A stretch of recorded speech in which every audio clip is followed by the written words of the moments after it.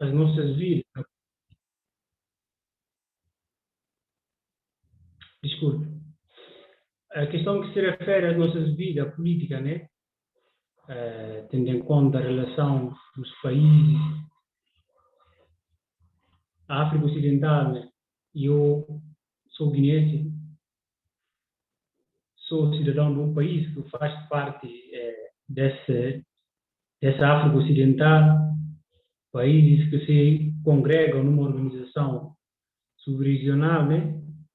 Que visa a finalidade estabelecer diálogo em vários aspectos, tanto a nível político, econômico, né? Sobretudo a questão da estabilização desses países da África Ocidental.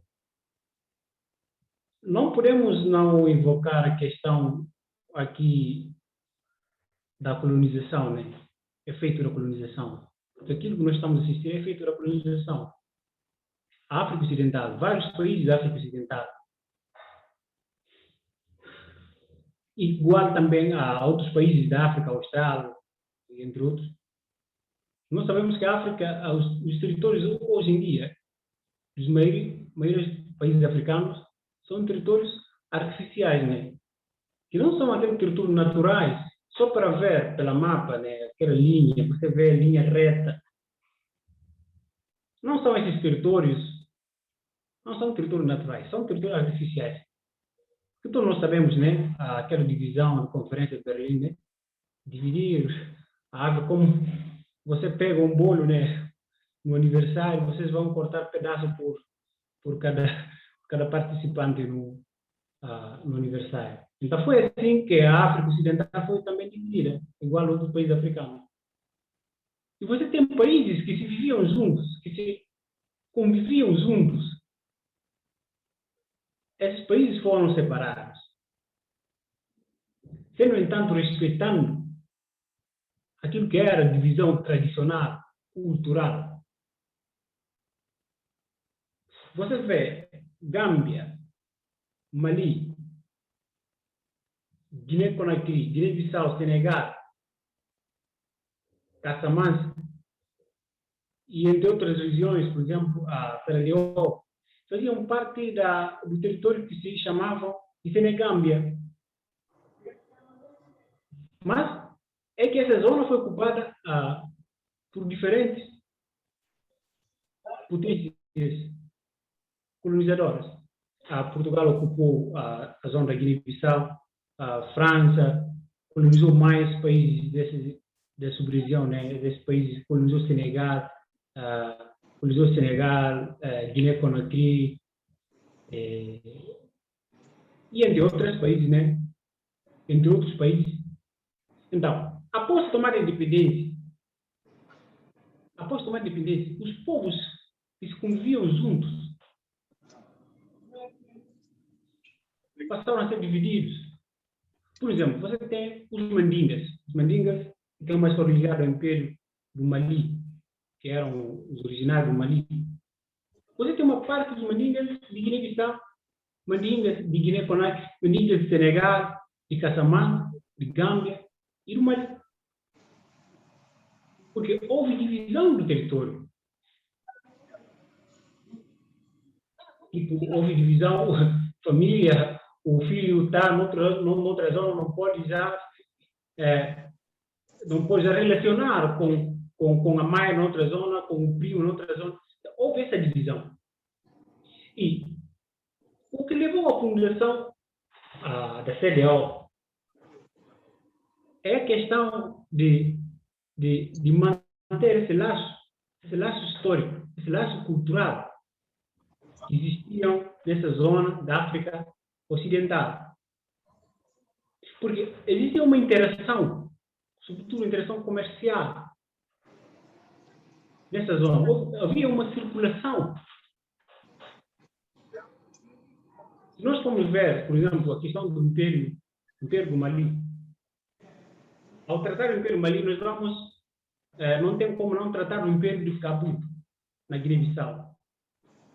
Se você pegar o texto de Carlos Lopes, o texto de outro pesquisador também, não estou lembrando o nome, ele vai descrevendo essa riqueza do Império do Mali, que não só limitava em Mali, mas tinha domínio em todas essas zonas de subregião. Então, os comerciantes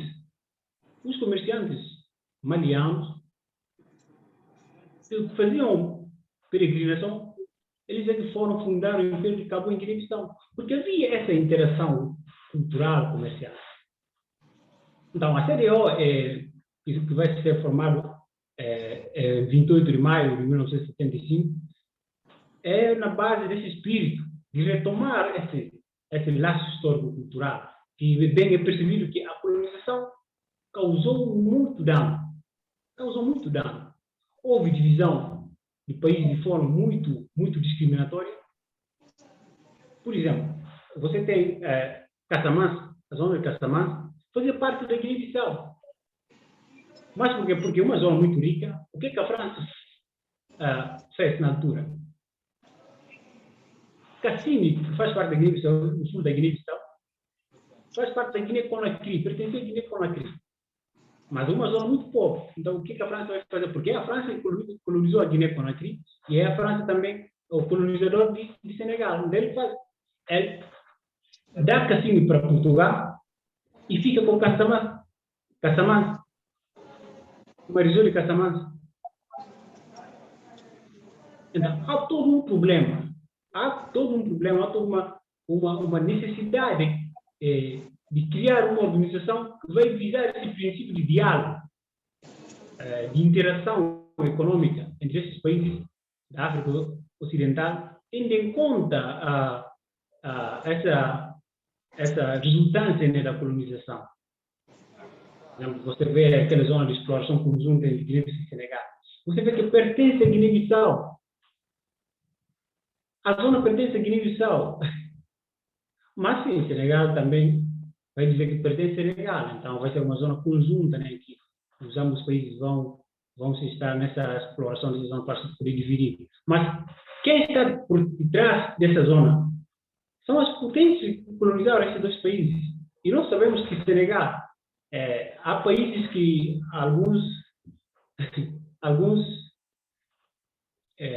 esses líderes de libertação da África vão denominar que conseguiram ou conquistaram a independência nominal. Quer dizer, que não é uma independência crítica. Quer dizer, não lutaram, não sacrificaram para depois conquistar a independência.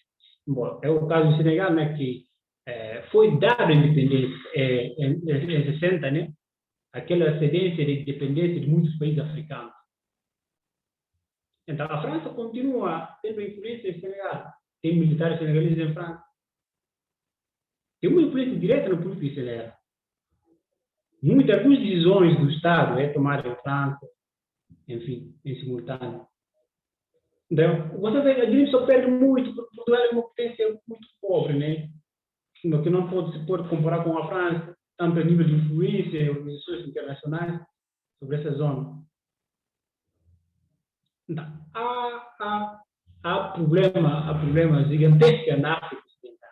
E você tem o caso de Guiné-Conakry, também colonizado pela França, mas de características diferentes em termos do processo emancipatório em relação ao Senegal. Guiné-Conakry que se tornou independente em 58. Se não me engano, 57, 58. Diferentemente do Senegal, que foi cedido a independência. A França reconheceu que você agora é independente, mas Guiné-Conakry se proclamou sua independência. Apesar que não foi por um processo de luta, mas sim proclamou sua independência. Então você vê um posicionamento um pouco crítico de Guiné-Conakry em relação à França, e a França vai criar muita barreira à Guiné-Conakry.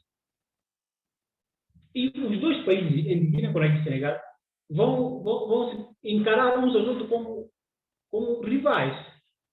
Um que mais tem esse laço, tem essa amizade com o colonizador, com o pai. O outro que não quer, né? Que quer a sua independência e quer construir a partir da sua própria visão. E vai ter todo esse problema. E falando, por exemplo, da independência de Guiné-Bissau,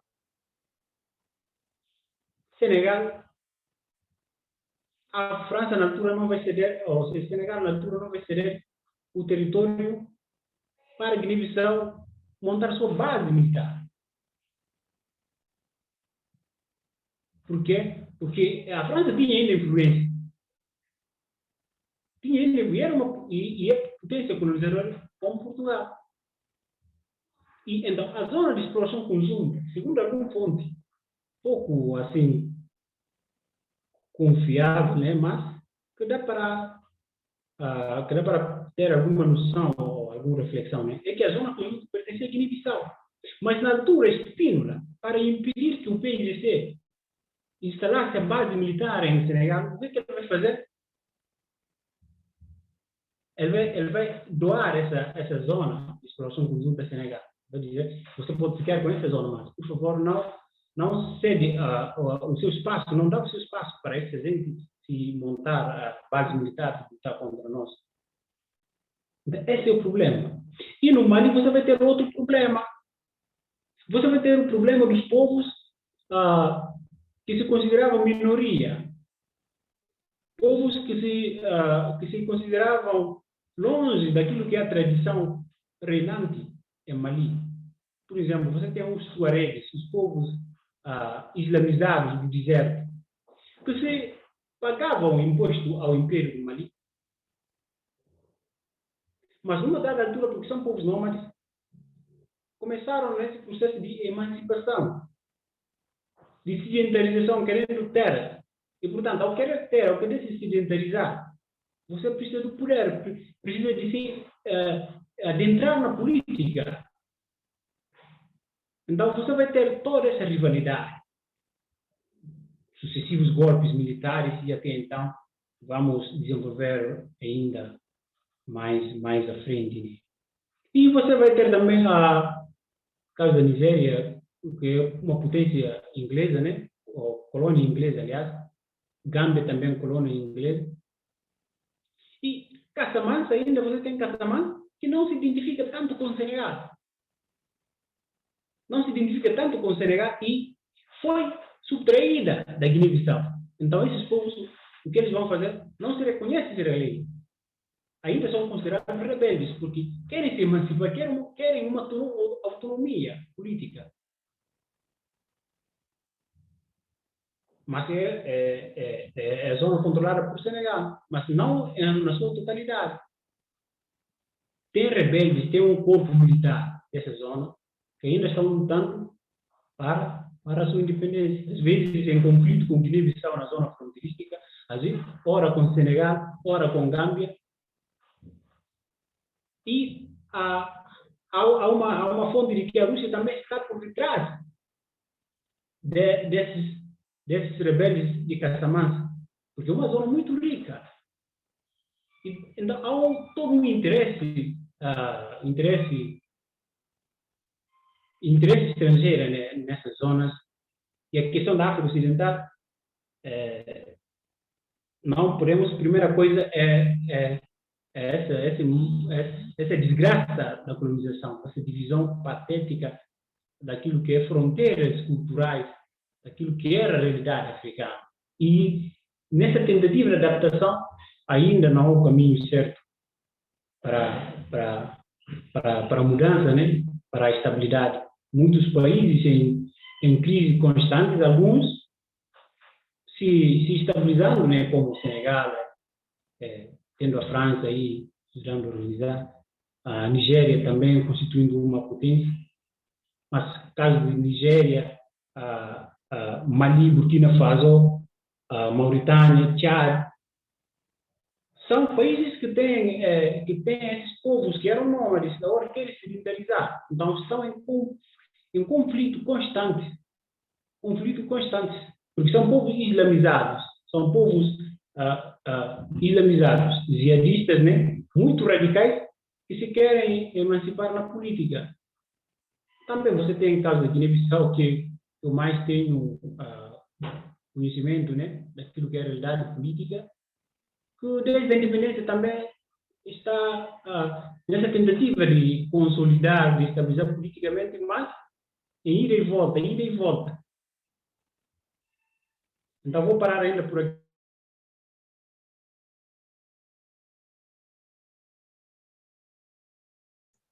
Então, obrigado, Yannick, pelas lindas introdução, né? Com essa introdução já conseguimos ter uma ideia, né, o que está por detrás desses problemas que existem. Com isso, eu queria dar uma oportunidade para o Dani, né, para o Danilson, se tem alguma intervenção ou se podemos passar para o Kelson enquanto você prepara as suas ideias. E aí, Danilson, tem algumas intervenções aí que queira fazer? Eu tenho, mas como eu disse, eu estou no transporte, né? Que aqui tá fazendo muito barulho. Aí não sei, até não consigo, não estou tá bem o Yannick a falar, né? Não sei se quando eu chegar lá no trabalho a neta ainda vai dar para continuar, porque é o plano, né? O plano no cartão que eu tenho net. Eu pensei que eu negociasse ontem, né? Aí fui comprar a internet, pá. Até mandei mensagem, depois eu ouvi o áudio que mandaste para mim, que era hoje. Aí hoje está tendo greve de transporte, eu aproveitei para vir mais cedo. Então, estou aqui. Mas, assim, eu gostei da explanação do Yannick. Foi basicamente o que estava também pensando em relatar. Mas, epa, é assim, essa questão da costa ocidental da África, nomeadamente a CDAO, é, é muito mais ligado à questão econômica, como o Yannick tentou explicar. A Guiné-Bissau, acho que precipitou mais ou menos, né, a entrada na comunidade, mas acho que isso vamos desenvolvendo. Talvez vocês tenham algumas perguntas ou tenham alguns tópicos que querem que a gente fale, mais ou menos, como estou andando agora, não sei que vocês já tiveram ali abordado, né?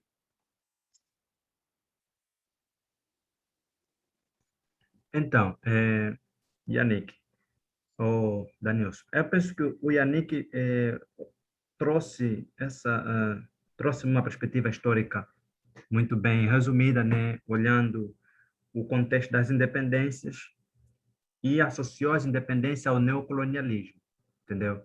Onde podemos associar que a maioria dos problemas que nós hoje vivenciamos é fruto das influências externas das potências europeias. E ali eu queria agora dar espaço para o Kelson, né, se tem alguma questão ou quer fazer uma apresentação também resumida sobre Não, não, problemas não. políticos da África Ok. Ocidental. Não, eu não queria fazer uma exposição, mas eu gostava de provocar mesmo. Eu gostei do Yannick, muito embora já não está presente na reunião, não sei porquê. Ele saiu. Eu vou puxar para ele para saber se não sei. Yeah. Dani, um abraço. Estendo igualmente um abraço ao Abel. É um prazer estar aqui nessa reunião convosco, poder partilhar ideias também, né? Eu gostava de felicitar o Yannick porque teve uma apresentação ilustre. Eu acho que ele foi perentório, foi muito sintético e conseguiu trazer ao de cima ideias muito relevantes para entendermos essa região da África Ocidental, que é, de resto, muito problemática. Eu quero lembrar que essa reunião de hoje justifica-se pelo facto de ontem, acho que foi ontem ou há 2 dias, quando o Abel publicou um vídeo do presidente Umaru Sissoko Embalo, penso que numa reunião da CDAO, onde ele tentou problematizar, ou pelo menos trazer ao de cima os reais problemas da África Ocidental. Eu acho que ele foi contundente, mas, diga-se a bom da verdade, o presidente Embalo trouxe algumas ideias interessantes sobre os assuntos que têm que ver com a diplomacia nessa região. E eu subscrevi, eu disse ao Abel que concordo com a posição do presidente Embalo, E o Abel disse que os colegas, os irmãos guineenses, têm um posicionamento diferente, o que é normal, porque também aproveita a oportunidade para não falar em nome dos guineenses, porque eles têm seguramente bases melhores do que nós, na medida em que eles é que vivem a realidade, eles é que sabem o fenômeno político que neste momento caracteriza aquela região da África Ocidental. O Yannick falou também desses conflitos étnicos, que é de resto o calcanhar de Aquiles dessa região, não só dessa região, mas da África no geral. Ele falou um pouco sobre a região que ele denominou de, eu não sei se consegui anotar, de Kassamã, não é? Que é um pouco, corretamente, que é um pouco o que é a região de Cabinda para Angola, que está muito voltada para a RDC ou para os dois Congos, mas que, em função daquele protetorado antes da Conferência de Berlim, os portugueses levaram por tabela essa região e hoje Cabinda é praticamente um território anexado à Angola. Mesmo que nos tempos andados, o presidente Mobutu Sese Seko entendia que Cabinda era um território, do ponto de vista geográfico, um território que devia pertencer à RDC.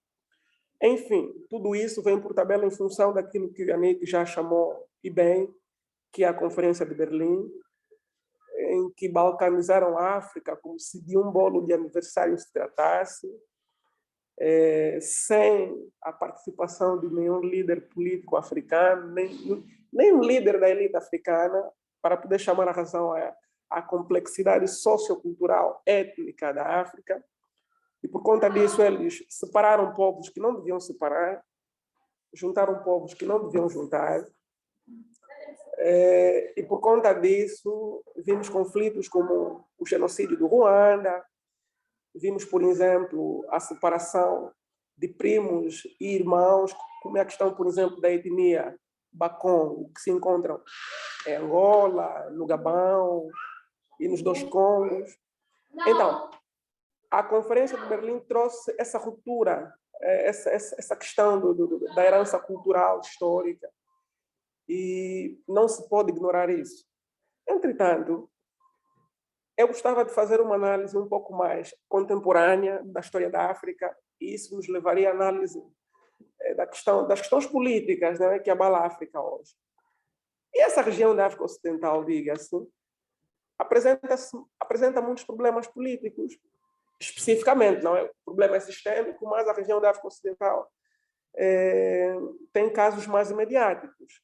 E ainda bem que os nossos irmãos da Guiné estão aqui presentes e eles terão a oportunidade de poder explicar com a profundidade que se impõe, até porque a Guiné-Bissau é um exemplo concreto que envolve sérios problemas políticos, muito embora hoje a conjuntura é um pouco diferente, apesar de que o presidente Embalo tem ainda um desafio pela frente, mas se olharmos essa tal herança colonial, vamos perceber que as independências foram muito mal construídas. As independências da África foram muito mal concebidas. Eu percebo que muitos dos presidentes que hoje estão na vanguarda dos países da África Ocidental, a esmagadora maioria deles são praticamente continuidade dos projetos políticos ocidentais. Falo, por exemplo, do presidente Alassane Ouattara, da Costa do Marfim, falo do próprio presidente Alpha Condé, da Guiné-Conakry, falo, por exemplo, do presidente Paul Biya, dos Camarões, que mostram-se vezes sem conta, que eles estão aí, sobretudo, à mercê daquilo que é a agenda ocidental. E se nós formos analisar, mais uma vez, a questão política atrelada à questão étnica, há um caso que envolveu o presidente Sankara, ou seja, que envolveu o presidente Compaoré e o tão famoso Thomas Sankara, que depois de lutarem juntos contra o regime de Jean-Baptiste Ouedraogo, no Burkina Faso, acredito, foi o próprio Compaoré, companheiro de Sankara, que, amando, por exemplo, das forças francesas, tomou de assalto o mandato de Sankara. Isso fez com que Compaoré sucedesse ao cargo de presidente, Sankara foi deposto, e hoje, penso que houve uma matéria que passou nos órgãos de comunicação social, eu li isso na DW, em que houve uma tendência de querer se repor à legalidade. E, atualmente, a ideia era responsabilizar aqueles que estavam na frente do golpe de Estado contra o regime de Sankara, que teve dias nobres sobre a África, mas, atualmente, o ex-presidente de Burkina Faso, Compaoré, tem a nacionalidade costa-marfinense, porque a etnia dele estende-se até a Costa do Marfim. E por conta disso, e como se sabe, o atual presidente da Costa do Marfim, também a árvore genealógica familiar dele descende, por exemplo, do Burkina Faso, do antigo Alto Volta. E isso faz com que essa região da África Ocidental, para além deste lado do conflito de civilizações, que, de resto, enferma essa região, em função mesmo dos conflitos de ideologias islâmicas, ideologias cristãs, e um grupo muito restrito, que são chamados, eu não sei se é um termo pejorativo, de animistas, não é? Que não se revêem nem na civilização oriental, nem na ocidental. Isso faz com que essa região do Sahel, essa região da África Ocidental, passe por dificuldades muito sérias na construção dos Estados sérios. E falando diretamente, por exemplo, da Guiné-Bissau, que, do ponto de vista das relações internacionais, é vista como um Estado falhado, ou pelo menos já foi vista como um Estado falhado em função dos sucessivos golpes de Estados. E os meus irmãos aqui da Guiné-Bissau, mais do que eu, sabem daqueles acontecimentos que envolveu o presidente Nino Vieira, depois o consulado de Aristide Gomes, tudo isso. Não se pode ignorar também a forte influência ocidental nesta região da Guiné-Bissau. E hoje, o presidente Embalo, que apesar de tudo tem sido rotulado como um delinquente, muito por conta, provavelmente, dos negócios que foi se colocando naquela região do Golfo da Guiné. Mas nós temos que ter, eu acho que, ao olharmos para o presidente Embalo, nós temos que ter o cuidado de ver o Embalo enquanto presidente de hoje e o Embalo enquanto primeiro-ministro naquele consulado de 2016, penso 2016 a 2018, salvo erro, e nós estamos perante a um Embalo totalmente diferente. Hoje nós temos um Embalo que é chefe de Estado, que tem lutado para tentar construir uma melhor Guiné-Bissau, e já dentro das relações históricas, eu vejo um Embalo que bebe muito do ex-presidente de Angola, o presidente José Eduardo dos Santos, que, na minha análise, apesar do presidente dos Santos também estar atrelado a um conjunto de problemas, do ponto de vista político em África, o presidente dos Santos tem uma experiência que hoje o Embalo, diferente do presidente João Lourenço, tem tirado esse lado positivo do presidente dos Santos. Bem, eu não quero me alongar, nem não quero falar com muita profundidade, em respeito também aos irmãos guineenses, mas quero lembrar, e sobretudo aquilo que o Abel disse a princípio, que essa reunião, mais do que partilha de ideias, também é um aprendizado, né? Nós temos que estar aqui para poder aprender um pouco de cada um e depois sairmos dessa reunião com alguma ideia sólida sobre a ideia que temos sobre a África, em particular essa região da África Ocidental. E eu acho que vou ficar por aqui e devolvo a palavra ao Dani. Espero que o Dani tenha encontrado já uma posição muito melhor para também esgrimir os seus argumentos de razão. Eu vou só roubar um pouco a tua fala, né? Quando você traz as divergências entre os grupos étnicos, e também vai ser a última vez que eu vou pronunciar o nome grupo étnico, né? Porque esse conceito de grupo étnico por si só também carrega estereótipo com relação a construção de povo em África? Por que não olhamos Catalunha como um grupo étnico e queremos olhar, por exemplo, Bakongo, Mandinga, Pepeles como grupo étnico, entendeu? Então, essa visão de grupo étnico trazida pelo Vacher, de La Forge, uma palestra ali, Ela fosse. então não passa de uma invenção assim só para camuflar o racismo europeu do século XIX, né? E aí quando você traz o contencioso político da África Ocidental atrelado com as divergências entre o povo, né? Isso mostra claramente o quanto o colonialismo surtiu efeito, né? Porque a missão dos colonialistas era isso, dividir para governar. Era necessário que eles poderiam criar intrigas entre os povos, porque a África ela é multicultural. Só em Angola em si há essa multiculturalidade, onde os Bakongo não são muito assim ligados com os Ambundu, nem tampouco com os Ovimbundos, né? Então, os europeus percebendo-se dessa diferença, eles conseguiram impor respeito a um em detrimento do outro, para que os que não tinham o determinado respeito pudessem combater com os que têm respeito para causar conflitos dentro do território africano. Por isso é que você vai conseguir perceber o conflito existente entre Burkina Faso com Camarões, que estão em volta tipo de uma árvore genealógica de um povo que vai se estender até o outro. E essa árvore genealógica vai ditar quem deve ser superior, quem não deve ser superior. Todos esses conflitos são heranças coloniais que a gente carrega, né? E você vai trazer, por exemplo, o conflito que existiu em Burkina Faso com o golpe de Estado de Sankara, né? E também você vai trazer os líderes sem envergadura, como o presidente Biá de Camarões e Guiné-Conakry, todos esses são, de facto, também heranças coloniais que nós carregamos. Por quê? Porque durante a década de 60, quem traz muito esse relato é o livro do Carlos Moura, África que Incomoda.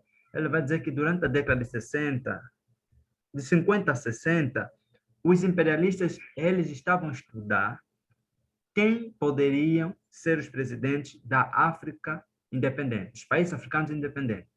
Logo, todos os presidentes africanos com pensamentos panafricanistas, progressistas, nacionalistas eram derrubados. Por que eram derrubados? Porque eles não poderiam salvaguardar os interesses da exploração europeia, porque a Europa não havia terminado com a sua exploração. Então, era necessário negociar as independências para poder continuar com a exploração. Entendeu? Por isso que os países africanos ainda vão enfrentar inúmeras explorações, mesmo no período pós-colonial. Então, essas inúmeras explorações, o Yannick ou o Danilson depois vão falar sobre isso, né, trazendo a Guiné-Bissau, é o que a gente vivencia hoje. Zedu, por exemplo, só não foi removido do poder porque era um líder sem envergadura. Era um líder que estava aí salvaguardar os interesses das potências europeias. Se Zedu fosse um líder que estremecesse a Europa, ele seria retirado do poder muito antes de 2002, entendeu? O Zé do Sul permaneceu ali o tempo todo, até os 36 anos, porque na época como presidente de Guiné-Conakry, eram os maiores presidentes no poder em África, ele só estava ali porque conseguia manter os interesses das elites globais. E para manter os interesses das elites globais, é muito simples. Você permite que eles explorem os seus territórios através dos supostos endividamentos que visam trazer solução e você criar esse privilégio entre os povos. Em Angola existe um privilégio entre os povos, entendeu?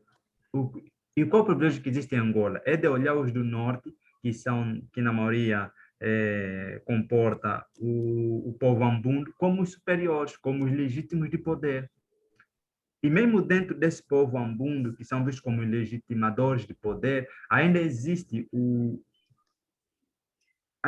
as pessoas que não nasceram dentro desse território. Vamos olhar, por exemplo, o José Eduardo dos Santos, ele não nasceu necessariamente em Angola, tal como Agostinho Neto. E há também uma dúvida sobre a origem de João Lourenço. Então, essas problemáticas todas mostram o quanto ainda vivemos dentro desse sistema neocolonial. Então, eu não estou aqui para trazer a Mas, minha Abel, tese. Então, Abel, o Yannick e o Dani já vão pegar a palavra. Eu gostava de chamar a atenção sobre um assunto que, ao meu ver, é preciso analisar também com a profundidade que se impõe. Essa questão dos líderes africanos estarem diretamente ligados aos interesses do Ocidente, a história já nos ensina que nós tivemos muitas lições e é preciso aprender com as lições. Eu olho para a história e vejo líderes que conseguiram desligar a ruptura, desligar essa relação entre Ocidente e África. Falo, por exemplo, do presidente, do já falecido presidente zimbabuano, presidente, como é que se chamou? Robert Mugabe, que conseguiu fazer essa ruptura, mas, por fazer de forma isolada, ele não teve pernas para continuar e causaram um conjunto de dificuldades no seu consulado que todos nós vimos. Mas ele não foi o único. Vimos, por exemplo, o caso do ex-presidente do Uganda, o presidente Idi Amin Dada, muito embora foi populista, porque depois, no final das contas, ele fazia aquilo para servir aos seus interesses, mas vimos que era possível. Agora, o mais triste é que aqueles líderes africanos que tinham uma ideia de uma África desligada dos interesses ocidentais, muitos deles foram mortos praticamente pelos seus próprios irmãos. Falo, por exemplo, do Thomas Sankara, falo, por exemplo, de Patrice Lumumba, que entenderam que era necessário pensar a África internamente, a África para os africanos, e depois abrir a África para os outros interesses.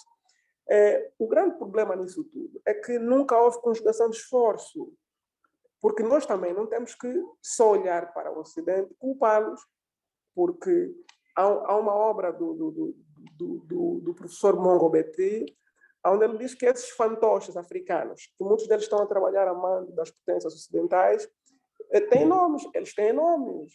O caso, por exemplo, do próprio Denis Sassou Nguesso, Paul Biya, que já acabei de falar, o presidente da Guiné Equatorial, Teodoro Obiang. Esses indivíduos, nós já aprendemos, do ponto de vista não só da ciência política, mas do ponto de vista mesmo da compreensão da África enquanto continente, todos eles têm ligações com o Ocidente. Agora, o que nós precisamos entender é que é preciso pensar a África para os africanos. Aquilo que, por exemplo, é preciso que os líderes africanos tenham a coragem, por exemplo, do ex-presidente da Côte d'Ivoire, o presidente Laurent Gbagbo, que quando percebeu que ele estava aí como um fantoche do Ocidente, ele percebeu que era necessário fazer essa ruptura. Mas como era de forma isolada, Laurent Gbagbo está a atravessar um deserto quase que sem precedentes. E é isso que nós precisamos, porque se nós não pensarmos a África para os africanos, aquela África idealizada por Thomas Sankara, vamos ficar sempre pela história. Vamos ficar sempre pela história. E eu penso que não é isso que nós queremos enquanto isso jovens. Que tipo, essa África pensada pelo Thomas Sankara foi muito ressignificada pelo falecido presidente John Pombe Magufuli, entendeu? Por isso é que o professor tanzaniano, professor Lumumba, ele vai dizer que os países africanos precisam aprender muito com Pombe Magufuli. Porque o Pombe Magufuli mostrou que a África pode ser potência sem ajudas externas, entendeu? O problema mesmo é que eles também não permitem, é isso que você falou, existem presidentes que eles vão trazer ruptura, mas de forma isolada. Quando você traz ruptura de forma isolada, você é logo varrido, entendeu? Quer dizer, as elites globais, eles estão muito bem estruturadas para que quando você tentar trazer ruptura dentro desse sistema, você é varrido, ou pode ser rotulado como ditador, entendeu? Ou mesmo as outras organizações, como Nações Unidas, OMS e a FMI, vão inventar inúmeras sanções sobre o teu território, no sentido de te fragilizar. E aí, quando você tenta mostrar ser forte pedindo aliados, os mesmos aliados que você vai atrás é que vão te vender como traidor, é que vão te vender nessas potências coloniais. Por isso é que, hoje em dia, não se vê mais de 10 líderes africanos panafricanistas no poder, por exemplo. Por que não se vê isso?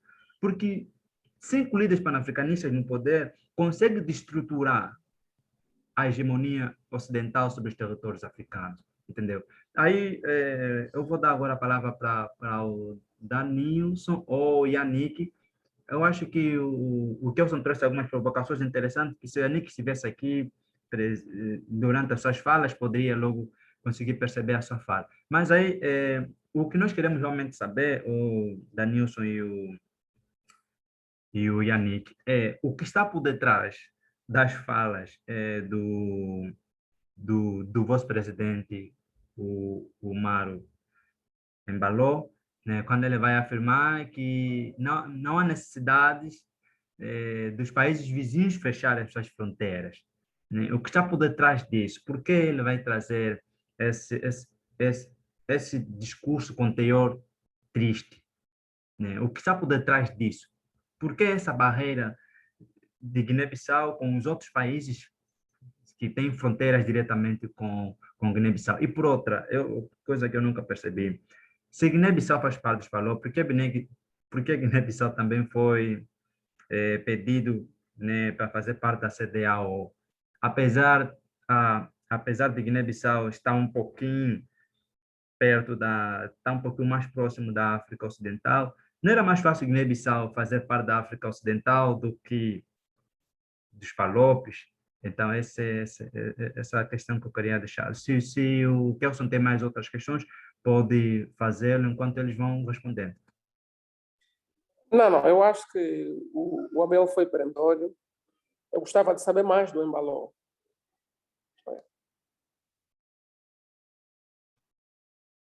Eu posso começar? Estão me ouvindo bem? Sim.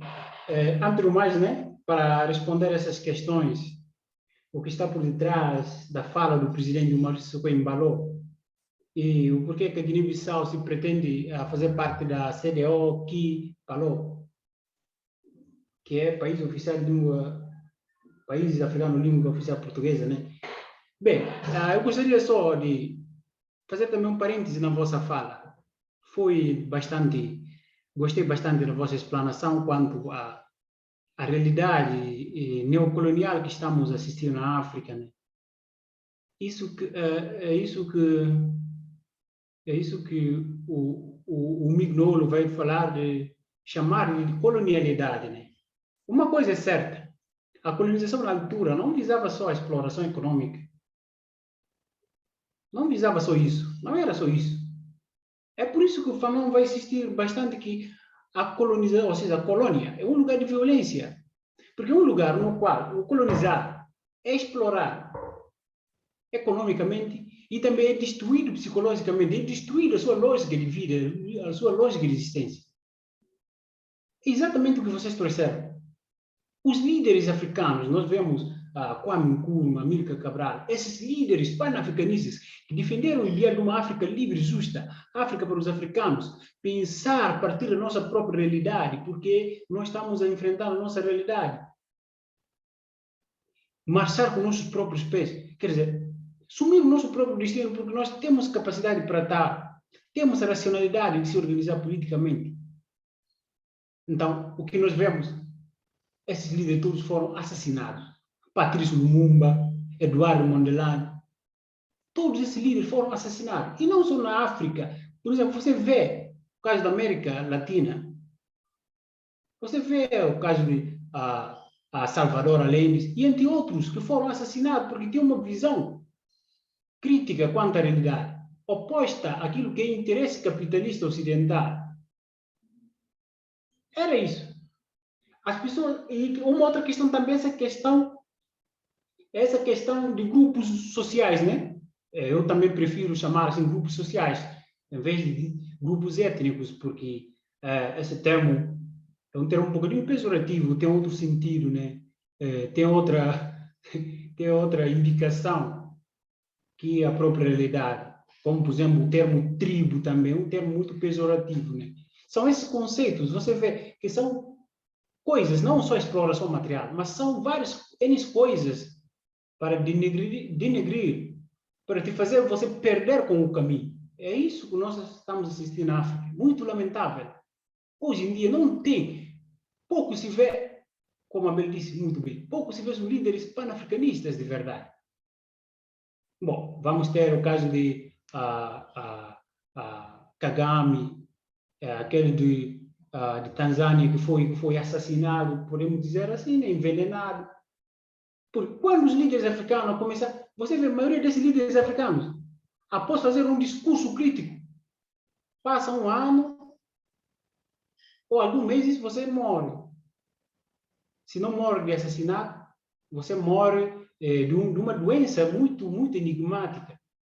Tomás Sankara, após o discurso dele, aquele discurso muito crítico de 84 nas Nações Unidas, aquele belíssimo... Eu não canso de escutar Tomás Sankara, não canso de escutar Agostinho, eu não canso de escutar a Amílcar Cabral, esses líderes panafricanistas, porque são fontes de inspiração de como nós podemos dirigir a nossa África. Uma África livre, uma África que tem recursos.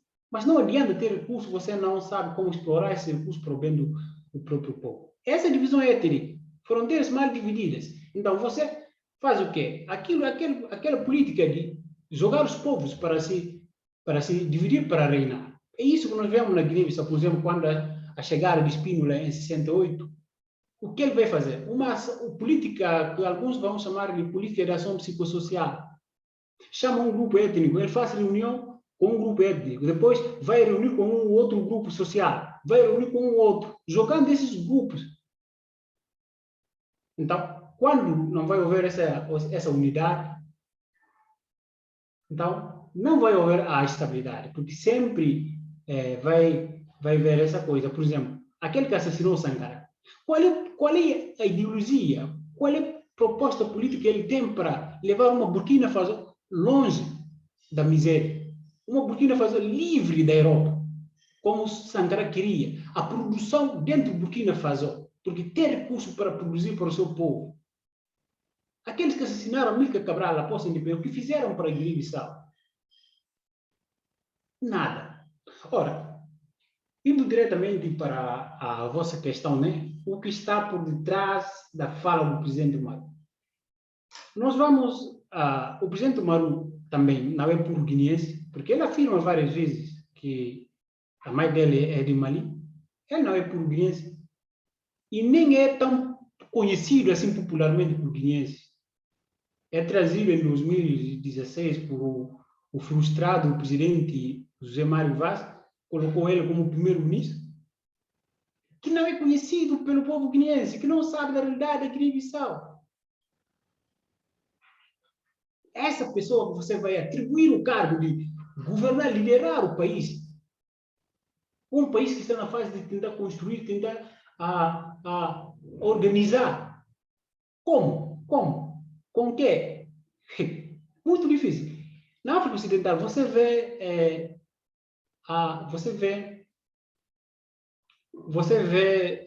bancadas de políticos em termo religioso e em termo étnico. Porque o Umaru Sissoko, ele é fula. O presidente do Senegal também é. E o presidente de Nigéria. Quer dizer, tem essa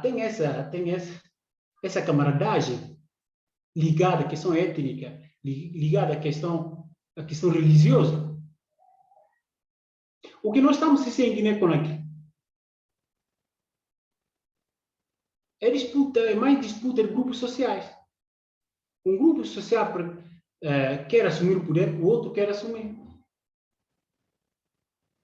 Então, o presidente Alpha Condé, após tantas tentativas de ser presidente, foi derrotado, mas assim, insistência, ele conseguiu ganhar as eleições, a primeira eleição em 2010, e até agora é presidente. O presidente que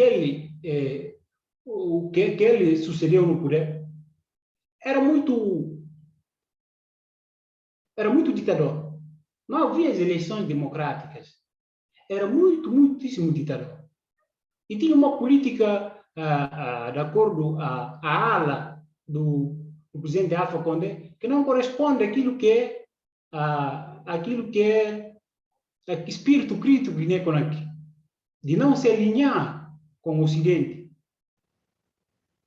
Então, o presidente Umaru Sissoco Embalo, como faz parte da outra bancada que visa sempre colocar os seus agentes nos tronos desses países da África Ocidental, ele vai fazer frente a Alpha Condé. A questão de fechar a fronteira foi no período da eleição de Guiné-Conakry. Então, houve uma desconfiança de possível infiltração de agentes do Senegal e possivelmente da Guiné-Bissau. Porque você tem no Senegal Macky Sall, tem na Guiné-Bissau Umaru Sissoco, opositores a Alpha Condé.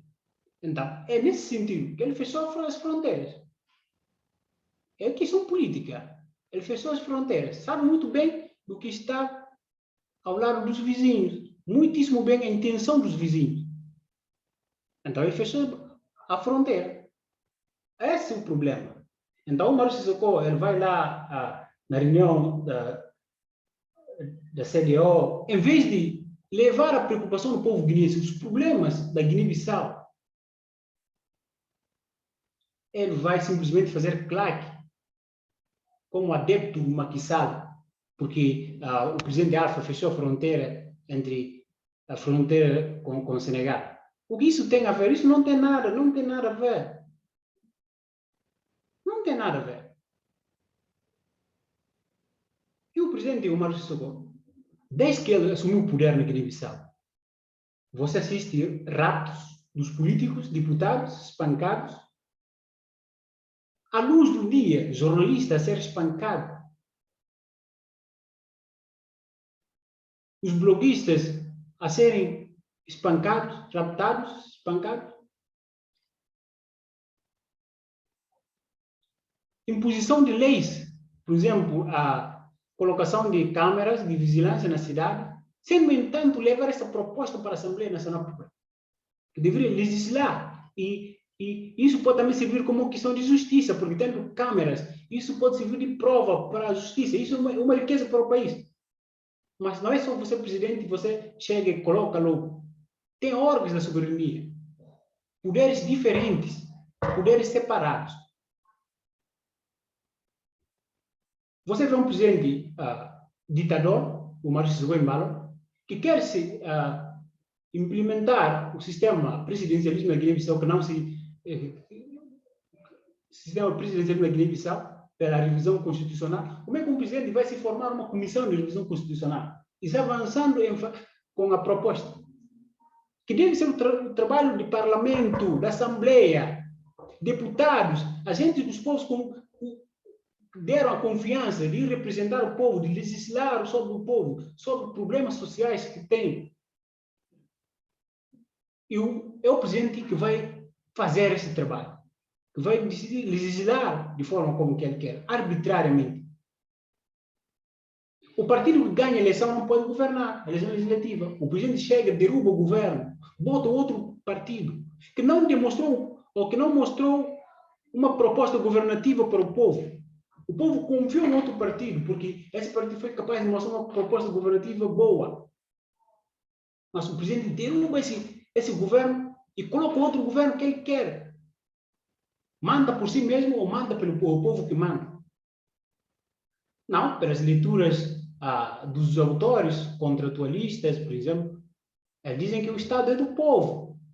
O povo é que tem poder. O Estado é uma vontade gerada, soberania, povo. Então, quem manda é simplesmente delegado do povo. Se ele não está mandando bem, não está trabalhando bem, administrando bem, o povo tem poder de o demitir. Ponto final. E ainda, você vê a arrogância do Umaru Sissoco Embalo. Ele vai formar sua milícia. Como é que você seleciona milícias, manda fazer uma preparação militar? Sem, no entanto, passar no quadro legal das Forças Armadas, que tem suas regras de forma de fazer recrutamento, Você assiste um presidente que quer implementar o sistema presidencialismo na Guiné-Bissau. Eternizar o poder.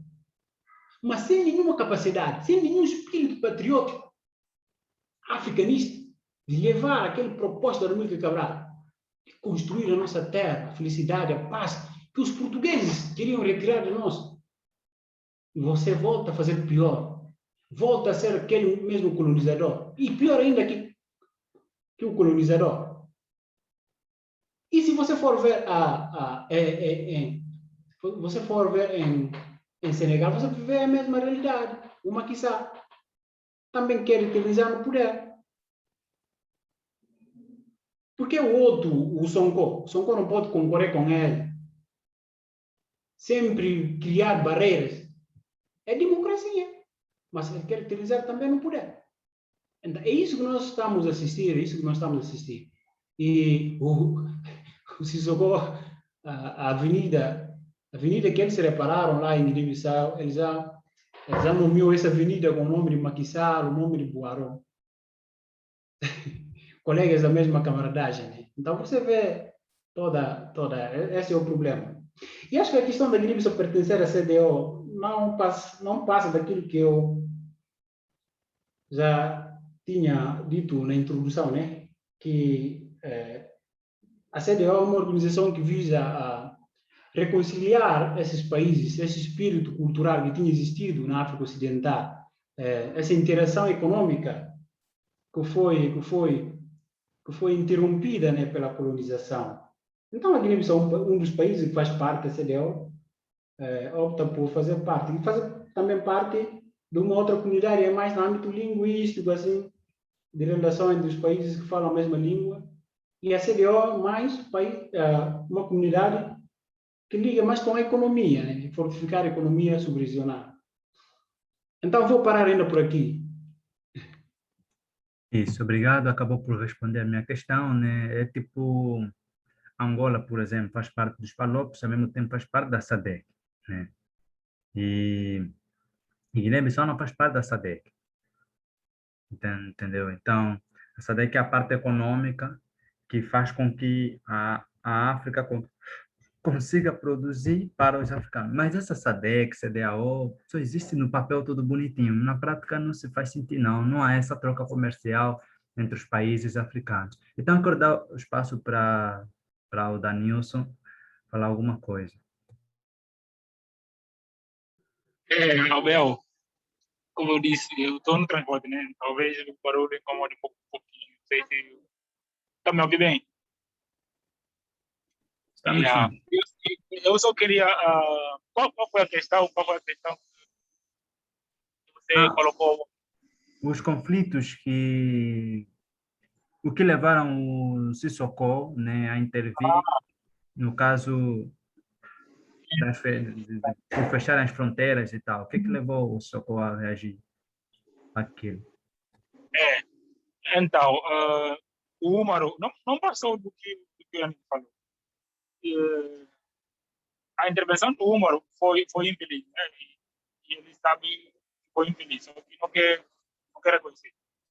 Assim, a Guiné-Bissau entrou no CDAO conhecendo todas as regras que o CDAO foi elaborado na base de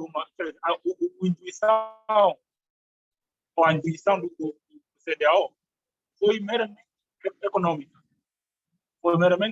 Aí, depois de que tiveram a ideia de dizer, vamos contribuir para a parte social, cultural, né, da comunidade.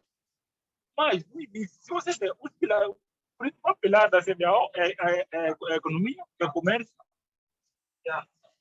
Até para você perceber, a Nigéria, que é um dos países mais digamos assim, mais ricos da África, não faz parte da zona Wemoa, que é a moeda única que os 7 ou 8 países do CDAO, né,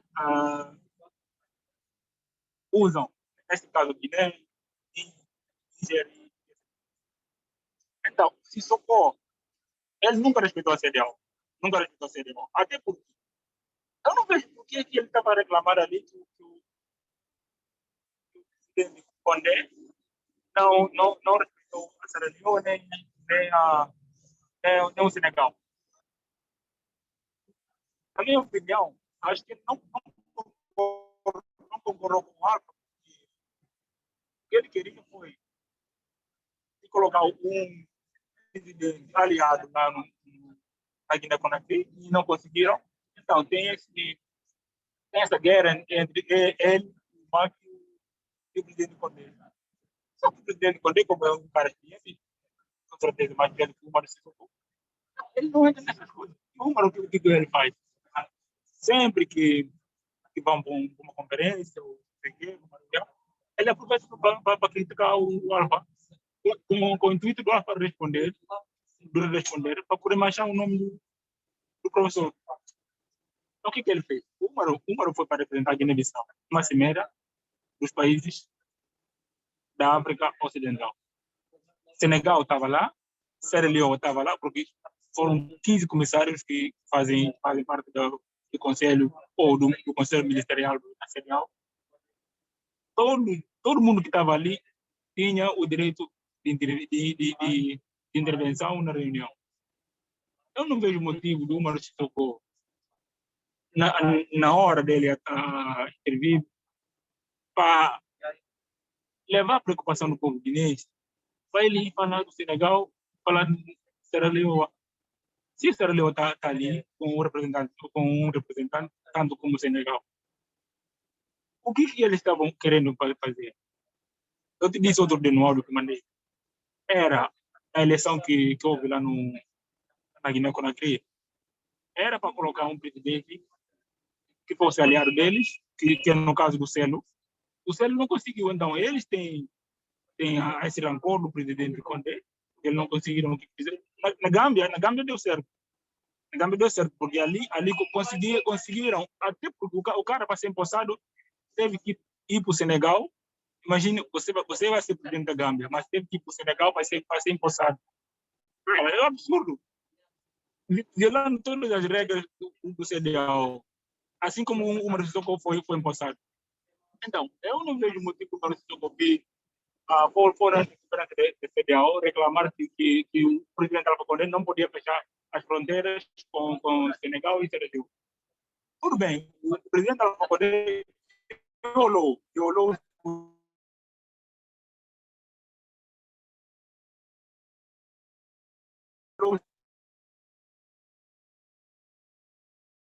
os direitos da CDAO, que é identificação, pessoas de direito. Não é o presidente da Comissão. E a Guiné-Bissau só tem voz agora porque acho que eles pagaram a conta que estavam devendo ali, mais de 10 ou 15 anos, que não tinha palavra na reunião. E uma decisão que foi justamente para defender Senegal. Uma reunião que você vai entender pela primeira vez, já vai defender Senegal. Qual é o interesse do Umaro Sissoko para com Senegal? É uma coisa que eu não entendo. Os aliados do Umaro Sissoko,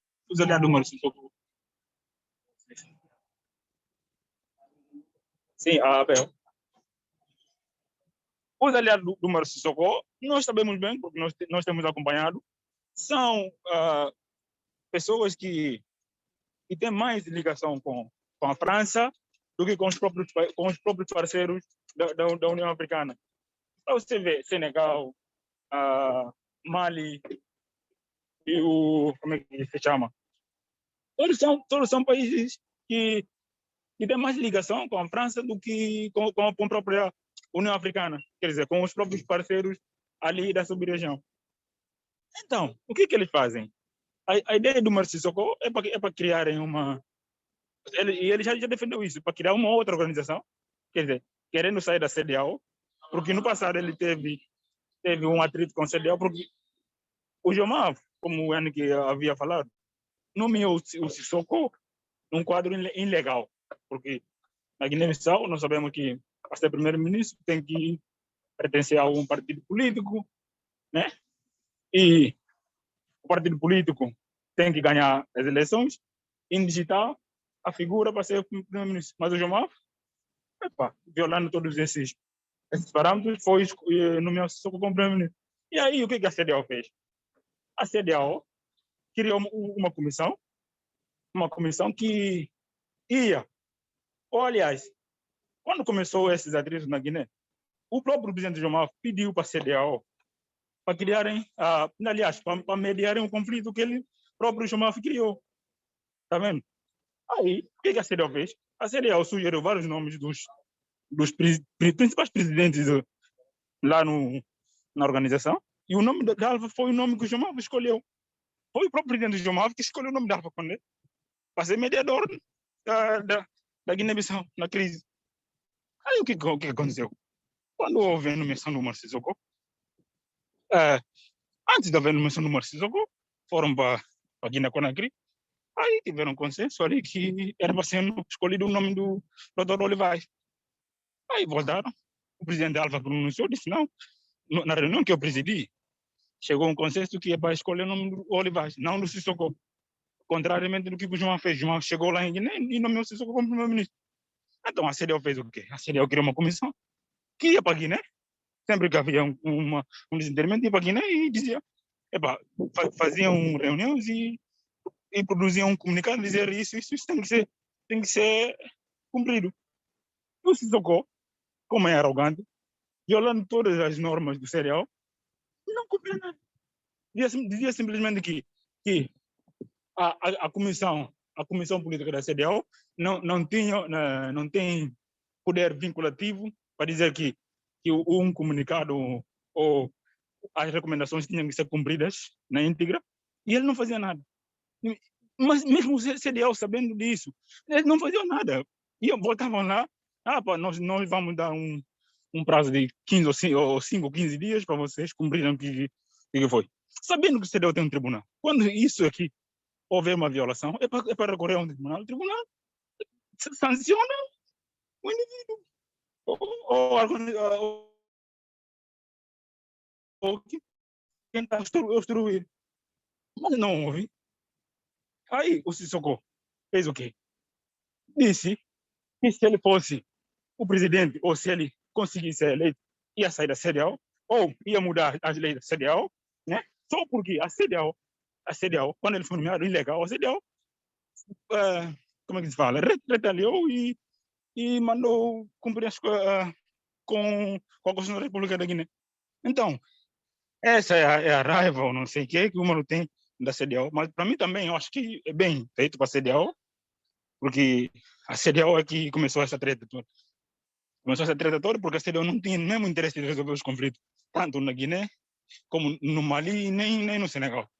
Para você ver, a Nigéria, o Senegal, são um dos países mais bem econômicos na comunidade. E eles só defendem interesses econômicos. Então, para eles não estão nem aí se o povo está sofrendo. Para você ter noção, só em 2010, se não me engano, ou 11, que eles pensaram em criar uma política ligada à Câmara Social. Quer dizer, antes o interesse deles era meramente econômica. Não tem nada de social, cultural. Se o povo está a morrer, eles que se religião, eles só querem saber da economia, se está bem ou não. Voltando no desentendimento do Alfa e o Sissoko. Ontem, se não me engano, eu li uma matéria que o Alfa chamou o Sissoko, né, para negociar a reabertura da fronteira, e o Sissoko simplesmente recusou a dizer que não ia negociar a reabertura da fronteira, porque ele não fechou a fronteira. Quem fechou a fronteira foi o Alfa, ele que tem que abrir a fronteira. Mas nós, diplomaticamente falando, Sissoko é um cara frustrado, ele não conhece protocolo, ele não sabe o que é diplomacia. E isso, num contexto político normal, ele é isolado automaticamente. Porque cada dia o Sissoko tem manchado assim mesmo, e ele não percebe que cada dia está se afundando. Ele poderia simplesmente criar uma comissão ou delegar uma pessoa para ir negociar. Se ele não quisesse ir, ele só vai fazer isso. Agora, ele quer dizer, está tentando fazer de tudo para ter um conflito entre ele e o professor Alfa Condé. Enquanto isso não ajuda, porque Guiné a Guiné-Conakry, a Guiné-Bissau, são países vizinhos. Nós queremos ou não, tem quase, posso dizer aqui, quase hoje em dia,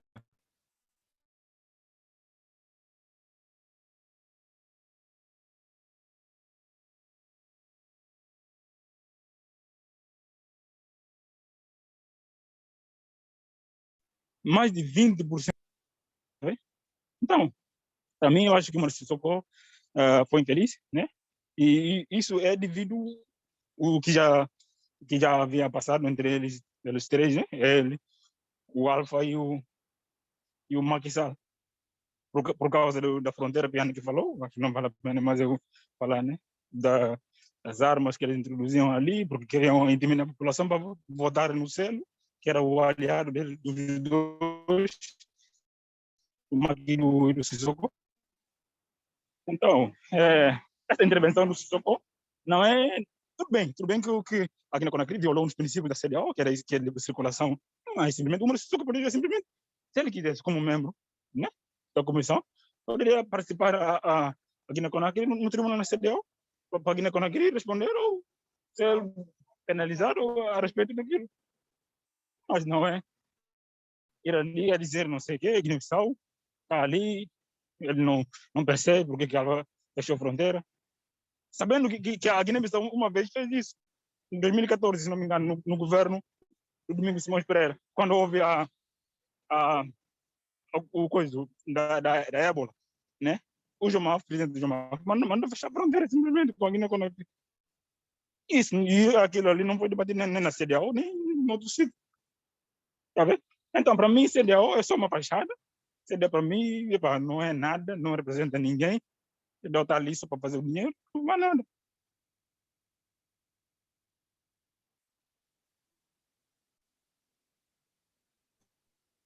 Então, eu concordo também, né, que existem organizações africanas que são altamente fechadas, que não estão aí para resolver os problemas internos de cada país, e a unidade africana não se faz sentir dentro dessas organizações, né? E aí, como o Kelson não está mais presente, ela te sugeriu que poderíamos discutir sobre o presidente do Ruanda, o Kagame, mas como não está presente, então, Yannick, tem as suas últimas considerações para a gente fechar com o nosso debate?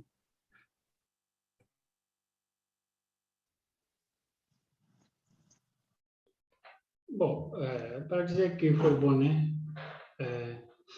Esse tipo de espaço é muito importante, né? Muito importante para pensar algumas questões, pensar a política. Eu gosto sempre de discutir a política, apesar de não ser tanto da política, mas a coisa que você vê, você percebe. Através de uma leitura, você percebe algo. Desse tipo de espaço é muito rico mesmo, e eu agradeço o Abel por esforço e tudo mais, pelo convite. E retomando aquilo que o Dani falou, né? Esse é o problema. Esse é o problema. O Sissoko se aliou ao Macky Sall para fazer frente ao Alpha Conde. Que não pode ser. Não pode ser. A Guiné-Bissau tem uma dívida, que eu digo, uma dívida eterna com Guiné-Conakry. Uma dívida histórica, uma dívida moral. Porque foi o país que deu espaço, que cedeu espaço para você se instalar a base para lutar contra o colonialismo. Que a Senegal não fez. Você ousa aliar o Senegal contra a Guiné-Conakry. É muito paradoxo. Você tem problema com o Senegal, tem a zona de exploração conjunta, no qual o Senegal sempre quer ganhar, sempre quer ganhar. Ainda está na fase de prospecção, né? Não começaram ainda a exploração, mas é que quando vão se iniciar a exploração nessa zona conjunta, Senegal vai passar a ganhar 85% e Guiné-Bissau 15%. Por quê? Porque Senegal tem mais recursos humanos que estão na exploração e materiais na exploração, né? Você vê loucura. E esse também foi um dos problemas entre o Domingos Simões Pereira com o Macky Sall, porque atropelou o Macky Sall com essa questão de que nós devemos negociar, devemos sentar para discutir essa questão da zona de exploração conjunta. Como é que vai ser? Então, o Macky Sall vai fazer o quê? Vai influenciar o presidente na altura, José Mário Vaz, para derrubar o governo do Domingos Simões Pereira, porque ele sabe muito bem a visão que o Domingos Simões Pereira tem.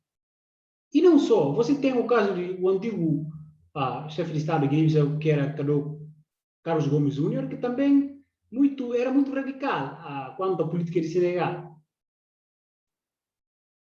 E você vê, a Guiné-Bissau tem fronteira com o Senegal.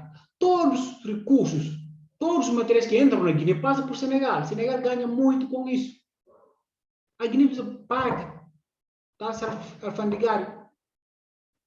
Mas a Guiné-Bissau tem uma zona muito estratégica para construir o porto, que é Buba, Porto de Buba. Se construir o Porto de Buba, vai ser quase o maior porto na África Ocidental.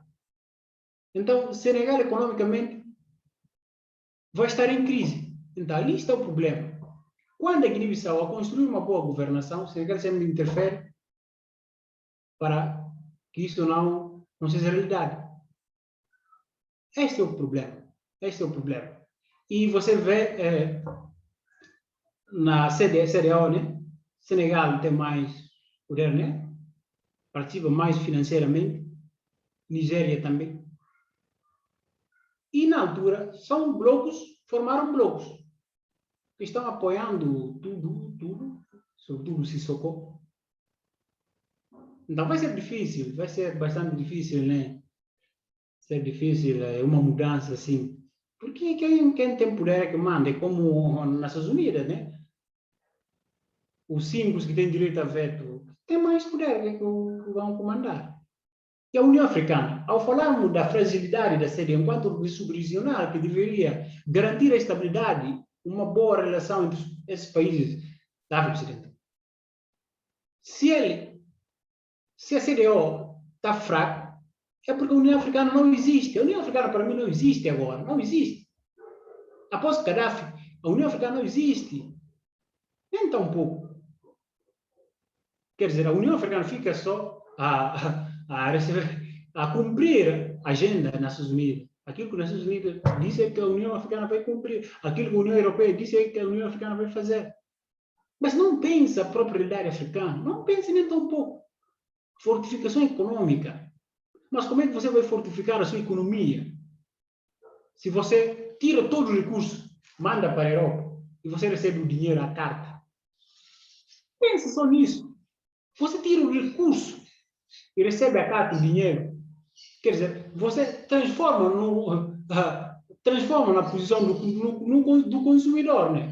Você é o consumidor e o outro é o vendedor. Você vai ficar pobre até morrer, pobre mesmo por eternidade. Não vai conseguir. Mas também, ao falarmos disso, tem a exceção, né? Não podemos generalizar, né? Porque vamos cair no erro, porque a África também não é essa homogeneidade de política, de crise, de instabilidade. Tem países que estão construindo, né? Que estão avançando. Tem Ruanda, é um exemplo. Discurso de Kagame, a visita do presidente da França. Falou aquilo que nós queremos ouvir enquanto africanos, enquanto orgulhosos, de que nós não podemos, de que os africanos não podem ser servos eternos dos europeus. Obviamente, nós não podemos ser servos eternos dos europeus. Temos recursos na África que podemos construir. Você tem agora robôs e entre outras coisas na Ruanda. Isso são, os ruandeses têm cabeça de fazer algo, os africanos têm cabeça de fazer algo. Entender que as nossas rivalidades não vão nos resultar em nada. Sempre os europeus, sempre as potências vão querer sempre nos explorar. E não é só isso, no âmbito cultural é desgraça. É desgraça, transformamos em descendentes europeus. Descendentes por completo. Suas culturas, modo de ser, religião e tudo mais. É uma desgraça total para a África. Então é necessário um pensamento crítico, é necessário acordar. Estamos dormindo por demais. É necessário acordar agora. Tem alguns países, o PIB desses países é maior que o do Brasil. A Guiné Equatorial. Tem um outro país africano também que está nessa fase de crescimento. Não estou lembrando o nome. Tem esses países têm esses líderes com mentalidade de querer fazer algo. Mas essa questão, vão dizer que são ditadores, mas que ditadura é essa? O Putin já vai fazer 40, 50 anos, um século no poder. Não é ditador, porque a Rússia tem poder. Então vão começar a construir uma visão ao Kagame que ele é ditador, né? Dizer que o Alfa é ditador como? Se ele sabe bem o que está por detrás. Vou parar por aqui. Muito obrigado, Abel. Muito obrigado. Prazer enorme estar com vocês aqui. O outro colega saiu. Eu também gostei da fala dele, gostei bastante. E espero um outro momento, né, de podermos partilhar também, mesmo não sendo sobre a África, outro tema, ou a África Austral, enfim, né? Muito obrigado. O Danilson também foi muito ótimo, né, de estar junto mais com ele uma vez. Então, muito obrigado. Gratidão.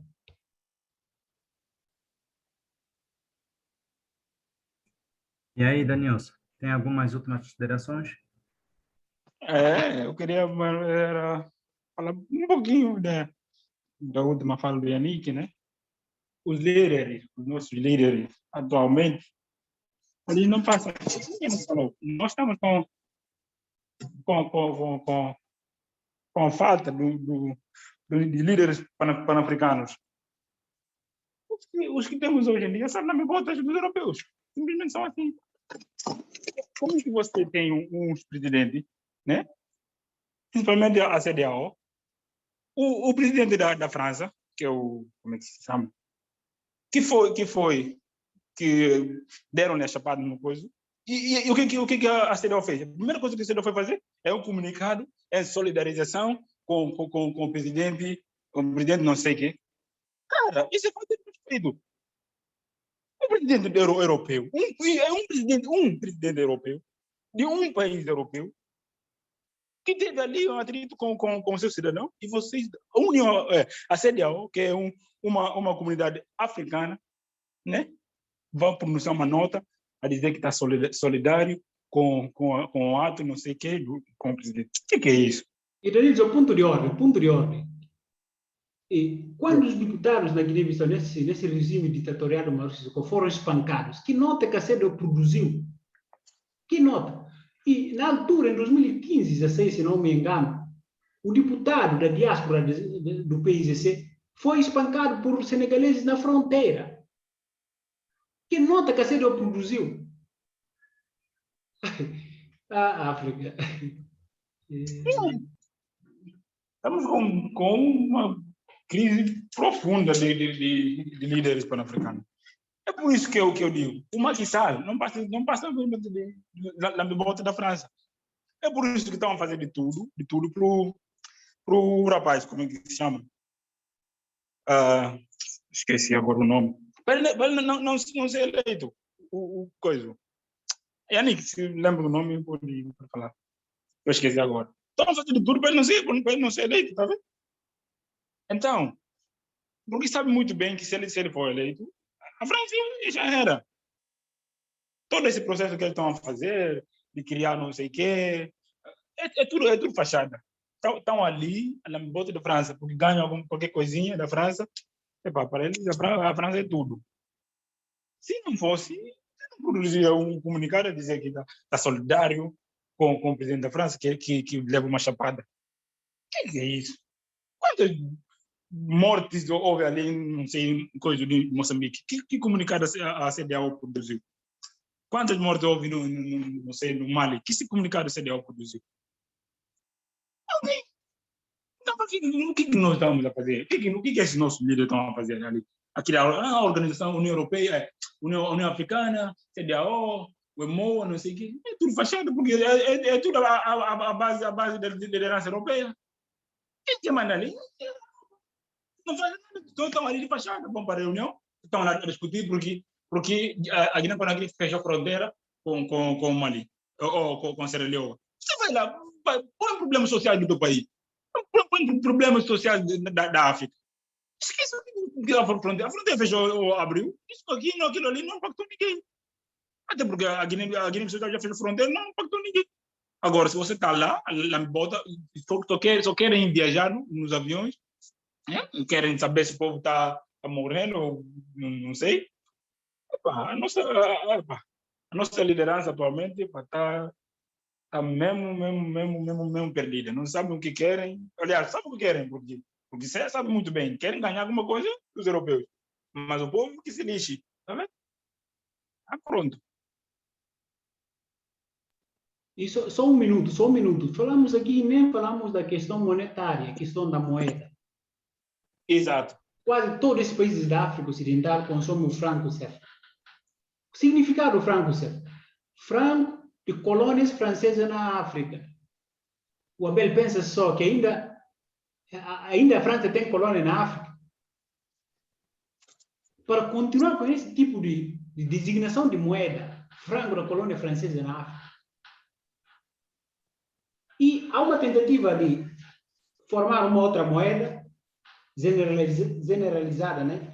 Eco, né? Deram o nome a essa moeda, nome Eco. Mas os países europeus votaram 85. Deixa eu ver aqui. Eu tinha aqui. Ou seja, a União Europeia vai dizer o quê? Vai dizer que é uma moeda fraca. Será que a União Europeia é que vai decidir sobre que tipo de moeda que os africanos devem usar? Vai dizer que essa moeda é moeda fraca.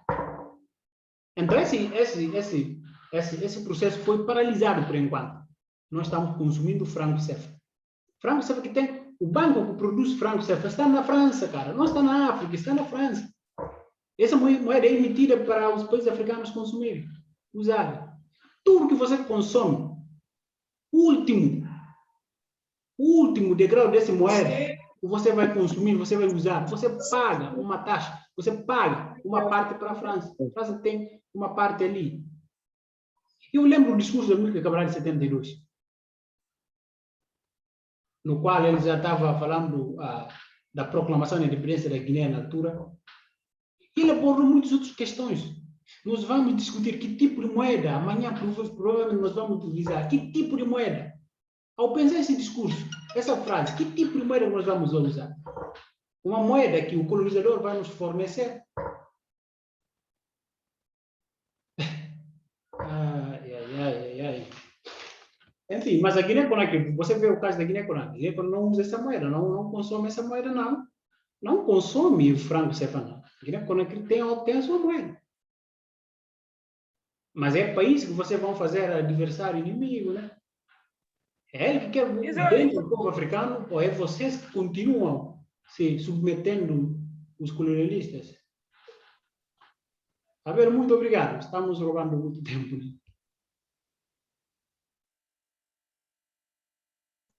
Então, o debate foi muito interessante, né? Pela próxima a gente vai criar um tema, né, onde podemos nos discorrer dessas discussões que envolvem o neocolonialismo, né? Tipo a questão da roupa, a questão da tecnologia, a questão da moeda que a gente hoje utiliza, né? E é isso. Muito obrigado pela vossa disponibilidade e vamos que vamos rumo à descolonização africana. E nós tenham uma boa continuação de uma boa tarde e um bom jantar à noite. Valeu pela vossa disponibilidade, viu? Muito obrigado. Deus vos abençoe. Obrigado, Abel. Estamos juntos. Valeu. Tchau.